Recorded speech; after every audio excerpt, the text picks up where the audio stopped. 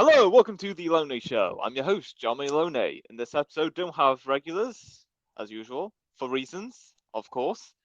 But you know how it goes. Go with the flow. So as for our guest, she's from New Mexico. She is a retired psychotherapist. Ladies and gentlemen, I give you Phyllis Livette. Hi, thank you so much for having me here today. It's really a pleasure to talk with you. Yes, I agree. So, how is life? Well, I would say my personal life is pretty good, and I'm looking out at the world around me, and there's also some wonderful things happening and some causes for alarm. All right then. And have you been up to much recently? Yes, I have just completed writing a book called America in Therapy, and I'm in the process of finding my publisher. But I'm really out there in the world talking about my book and what's in my book and connecting with other people who are interested in the same kinds of views and also talking to people who aren't interested in the same kinds of views, if that's possible. All right then. And in terms of the book, American Therapy, what does it talk about specifically? Okay, so my background is I am a therapist for over 30 years, and I have worked with children and families and individuals and couples. And I worked in the very beginning of my career in a sexual abuse treatment program. So I worked with a lot of abuse family dynamics. And what I have found over the years of being a therapist is there's really quite a bit more of dysfunction and abuse and neglect in our families than many people might imagine. I've heard stories that sometimes sound unbelievable of what people have experienced, except they're true. So I feel concerned about the overall health and well-being of of individual families in America, and basically what I came to conclude after years of work with individuals and families is that it's we need to look through the lens of family systems and what happens in families because individuals are conditioned by the family climate, the family values, the role models for men and women, the role models for conflict resolution, what's expected of them, what's not expected of them. We learn this in our families, and more, we learn this from the larger groupings of families around us, our communities, our peer groups, our houses of worship, business places, and the federal government and the government, state government, federal government. These are, I consider all of these groupings families with family dynamics, and they are either healthy or not healthy. And they help produce and support health in the individuals that belong to them, or they oppress and withhold from and sometimes seriously harm or even kill them. And so the point of my book is two things. I would say the subtitle of my book, American Therapy, is a new approach to hope and healing for a nation in crisis, because I do believe that in many ways our nation is in crisis, and that what we have learned from family therapy and from psychology, if we were to apply the healing principles that we already know can work and help break the cycles of dysfunction and abuse, if we were to apply them to the larger families in America, our institutions, our places of business, and our government, we would have great hope of healing some of the great divides and pulling ourselves back from such an escalation of violence. So I talk about what's not working, I talk about what could work, and I talk about what psychology and psychotherapy have to offer that we could actually implement both as individuals and as organizations, large and small. So that's it in a nutshell. Fabulous. And what inspired you to write American Therapy? Yeah, I mean, it's a great question. I think most of us are inspired by something in our own lives, and that sort of, points the way of what we want to work on. And certainly, I had some trauma early in my life that that really was very difficult to recover from because I'm 76, and when I was young, nobody talked about therapy, nobody talked about our psychology, nobody talked about family dynamics. And so I was left with the conclusion that something was just amiss with me, which I think a lot of people still are. Um, but eventually, psychotherapy kind of came on the scene with the people that I know when I was in my mid 30s, and I went to therapy for the first time. And just some of the big puzzle pieces of my life began to fall into place. I started to make sense to myself, and I had a path to carve out to, um, survive and thrive and recover from some of the effects of what happened to me. And that just led me to realize that there were so many people out there suffering in ways that I have suffered and way more than I have suffered. People who've survived war, who just are still surviving discrimination and inability to access resources, and who are targeted as inferior or unworthy. um, I realize that there's so many people suffering who don't maybe even know what's happening to them or why they're as symptomatic as they are. So one of the things I cover in my book is, what are the symptoms of people who are hurt by other human beings and don't get help, and very often don't get rescued from that, and they continue to be traumatized and stigmatized and targeted. So I'm trying to, that really motivated me to look at particularly our country, although I think the things that I'm talking about are happening all over the world. But I focus on America because I live here, and, I'm familiar with America, and I don't know other cultures. Hmm. All right then. Sounds interesting. And during your time you worked as a psychotherapist, what is mainly the most common questions you get asked? It's interesting. I don't think I get asked particular questions so much as I could share with you some of the main things that I see, that are sort of patterns in what I see. And that, so people don't really come in and say, "Can you heal me?" They really don't. I think, I think they come. First of all, I think most people come to therapy because something really significant isn't working in their lives. Like we go to a doctor only when, something isn't functioning in our body, or we're in pain, or, we're injured, or we have a disease. There's some big motivation. And it's the same for therapy. People come when there's a big motivation to heal something that is very painful emotionally, usually in their lives. And generally, it's in the realm of relationship. There's a lack of love, there's a loss of love, there's betrayal or injury, or there's some way that people feel like they don't belong or they're not valued. And this can be in their home, it can be in their workplace, it can be in their community, it can be in their race, it can be in their gender, it can be, in any one of a number of settings. But something isn't working and they don't know what to do, and they're just in pain. And the coping mechanisms that they've come up with, and it could be, isolating, it could be overeating, it could be gambling, it could be drinking, it could be becoming a people pleaser, it could be becoming a workaholic. The ways that they're coping aren't meeting the need, and often are causing more pain on top of the pain that's already unresolved. So people come when they're in that state, and they pretty much, that when they walk in the door, and they know that. So they don't so much ask me to help them, because coming is asking to help them.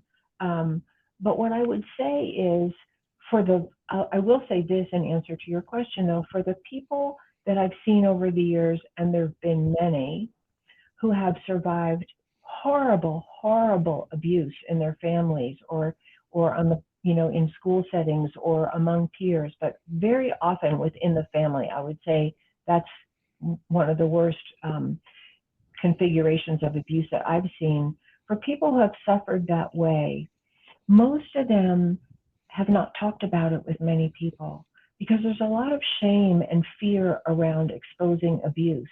And so there's just such great relief at being able to talk about it, and being in a safe place where there's no judgment, and where there is the possibility of help.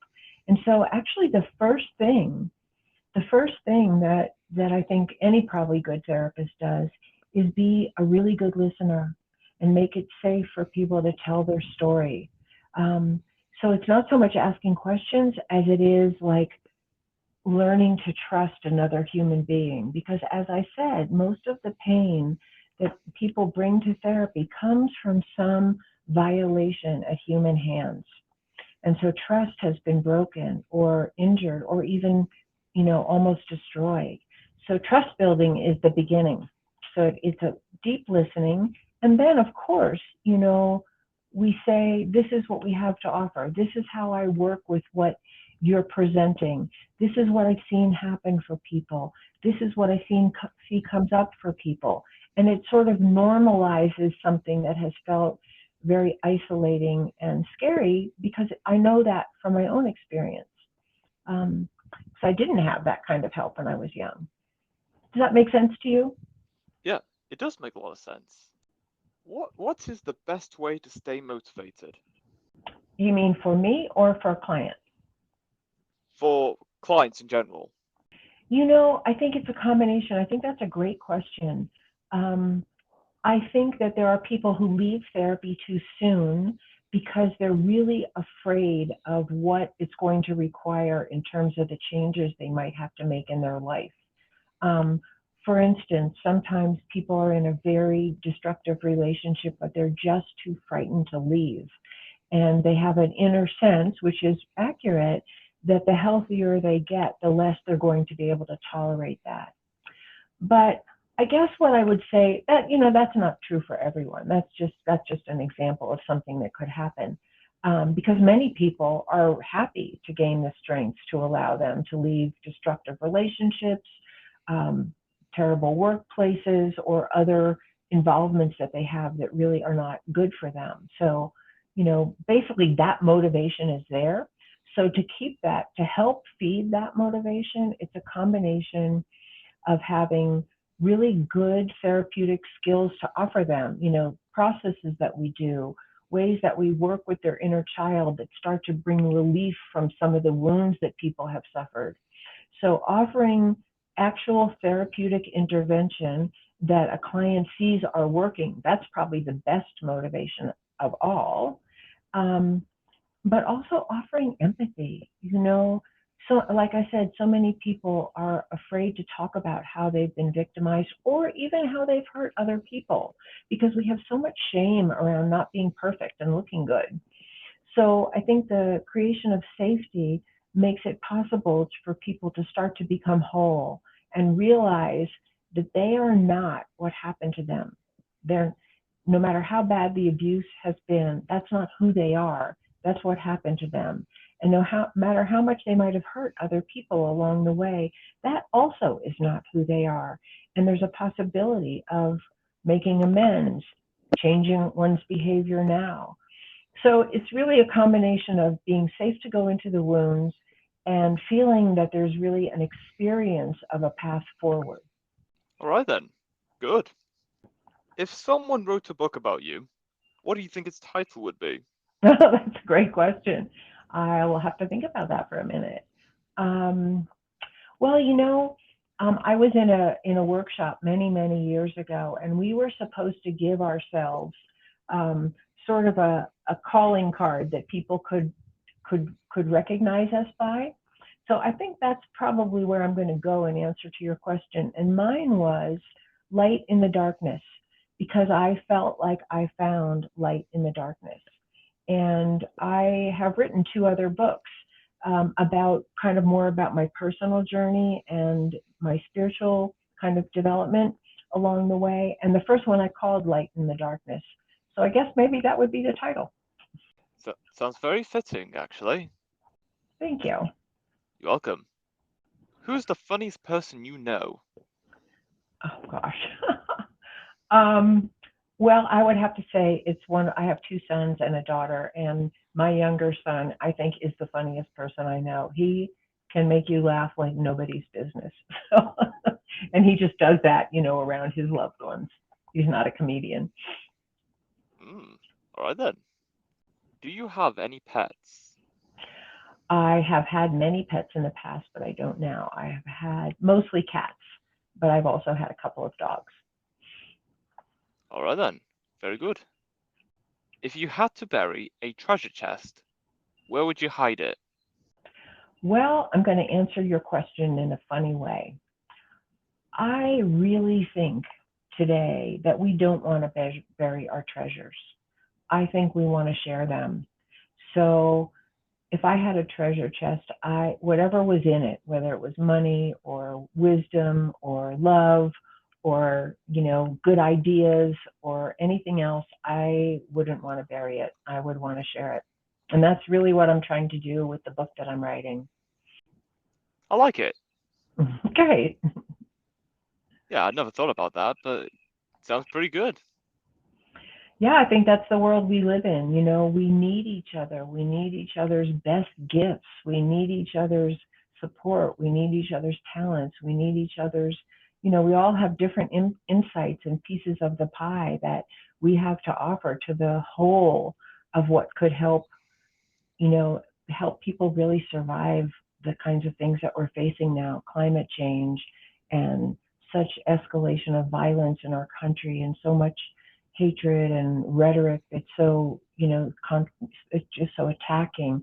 We have so many things that we need all of us on board to help change and bring us back to safety and bring us back to connection with each other and a spirit of cooperation, which is exactly what we would want in a good family, right? That's what we Yeah, look for in a family. absolutely. If you could turn any activity into an Olympic sport, what would you have a good chance of winning a medal for? I probably wouldn't be in the Olympics. So I don't know. I think it would have to be, if there was a new Olympic that was about wordsmithing, I would want to be in that race. How's that? So, sounds something you would do very good at, to be honest. So yeah, that sounds pretty good. Yeah, Thank you. Yeah. yeah. What's your favorite quote?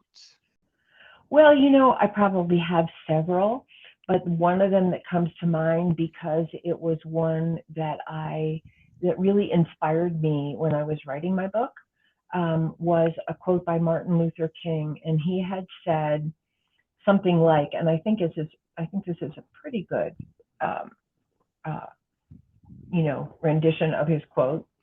And what he said was, "It's not a question, my friends, between violence and nonviolence. The question is between violence and non-existence." And I really think that's true. I think we're headed in a very dangerous direction where we still believe in creating nuclear weapons. We still threaten to detonate them when we know full well that most of life on this planet could, if not all, could be destroyed. So I I think he was a prophet in his own way, and I love that quote because it just really cuts to the heart of what I think we need to face and we can face. I saw a really powerful documentary the other night called Ice on Fire, and it's about climate change. And what the scientists that were talking in the documentary were saying was where they were talking about the urgent need to capture, not only reduce our carbon emissions, but capture the carbon that's in the air as much as possible. And we have technologies now that can do this. So it's like we know what to do. And the challenge is to do what we know to do. And I would say the same thing for our psychology and our mental health. We know so much in the field of psychology and family dynamics about what heals and what breaks the cycle of violence and family dysfunction. And we have to commit to using it. So, so that's where I am with that. Great. What improved your life quality so much you wish you did it sooner? Well, I wish psychotherapy as I know it now had been available when I was young, but I don't even think some of the techniques and skills that I have learned anybody really was using when I was young. And I wish that whatever might have been possible then would have been more mainstream and acceptable, because I think there was a lot when I was younger. I first heard about going to a therapist when I was in college, but it seemed so stigmatized, like there's something really wrong with you if you do that, rather than it takes courage to get help, you know. Um, so that's something that I wish was different. Um, but I think for all of us, we just learn as we go and can't change the past. And things happen when they do. And I'm grateful that I found that avenue when I did. All right then. What is something most people consider to be a luxury, but you don't think you could live without? Well, I don't know the answer to that question. I guess because going back to your other question, I think the thing that most people want is love and belonging, and I don't consider that a luxury. I think that's a necessity of life. The other things, yeah, I love my car, I love my computer, I love living in a house that has good light and is in a beautiful place with clean air, but we don't know what we're going to be asked to live without later on. I would not want to live without love. I would not want to live without a feeling of belonging. I agree. Would you rather not be able to open any closed doors or not be able to close any open doors? I think you're going to have to explain that one to me. Okay, so there's a bunch of closed doors, but you can't open them. And there are lots of open doors, but you can't close them. Would you rather have opens that are closed but can't be opened, or have doors that are open but can't be closed? Well, tell me for you. I'd be interested to know what's that a metaphor for? Like what if you were looking at that question, what does that symbolize for you? Because it's sort of like, would you rather die by fire or by freezing? Like I'd rather not die. Like, I see it as a way of seizing the opportunity while it still lasts and yeah, go yeah, where the wind takes you.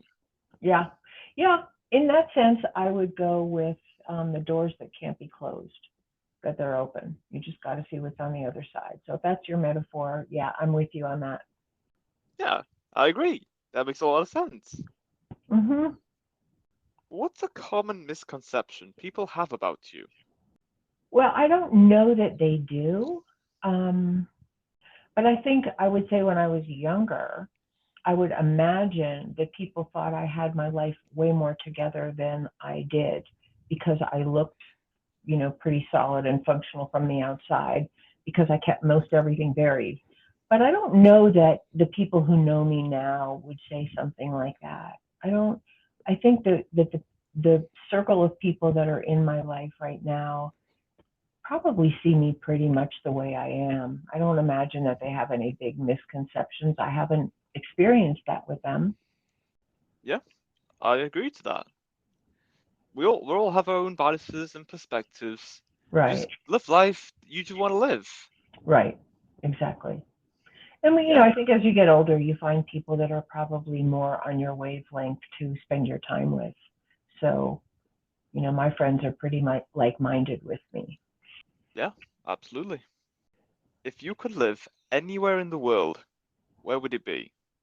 Well, it would be right where I am. I am in Taos, New Mexico, and I live up in the mountains, and it's very, very beautiful here. And I love the dry sort of deserty climate that I'm in. The air is really clean. The mountains are beautiful. We have incredible blue skies and beautiful sunsets. And the winters aren't too cold, and the summers aren't too hot. We could use a little more rain, but I don't think I would choose anywhere else. There's places I would visit, but I would live here. Well, the way you described it, I want to live there too. Yeah, it's pretty beautiful, and it's a small town, so it's very, it's not overpopulated or built up. It's just a lovely, lovely place. Nice, nice. Would you ever try space tourism? Personally, no, I would not do that. I would love to see the pictures that other people bring back, and I think that's incredibly brave and courageous for anyone who wants to fly into space. But no, I would not be that candidate. I understand that. Everyone's afraid of heights or explore new places where there could be other life forms, you know? That's perfectly understandable. Yeah, I mean, again, I think some of the exploration that we're doing is amazing, whether it's, people are in those vehicles or not, but I just wouldn't be one of them. But I would love to know the information that they bring back. Yeah, me too. If you had to lose one of your senses, which one would you choose to lose? Good question. I mean, again, would you rather die by ice or fire? But because I like all my senses quite a bit. Um, but I definitely wouldn't want to lose sight.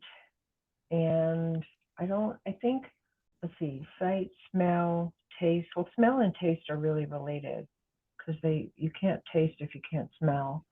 Touch. I guess I'd have to go for taste because I wouldn't want to lose my sight or my sense of touch. Okay, yeah, I can see that. If if you had a song for every time you entered the room, what song would that be? Hmm. I don't know right off the bat. I'd have to give that one some thought. So nothing pops into mind. Uh, But if something does, I'll let you know. all right then, that's all right. Neither could I. When things break, do you prefer to fix them or replace them? Well, it probably depends on what it is, but I'm probably the person who wants to replace them. But I'm married to someone who likes to fix them. So we generally fix them. And if we can't fix them, then we replace them. And that's totally good with me. Ah, all right then. What's something you tried really hard to like, but you couldn't? Hmm. Well, you know, I don't know. I think where I am in my life right now and what I think is the challenge for a lot of people is there are people I just don't like particularly. And um, and I think that part of growth and development is tolerating, tolerating the manifestations of people that you don't particularly care for and not becoming like highly overreactive or aggressive at all in response to them, which I'll certainly try not to do. Um, but just, to become more accepting. People are different. We have different conditioning, we have different upbringing, and we have different wounds that produce different symptoms. And so, I think for me, I just really work hard at trying to accept people the way they are. And I think that's an ongoing um, challenge and an ongoing piece of work that I'll probably be doing for the rest of my life. Fabulous. And that is all we have for this episode. It was great having you on, Phyllis. Talking Thank about you. your book and a lot of things. Been great. Thank you so much for having me. I really appreciate your questions. You're welcome. And until next time, stay tuned for more.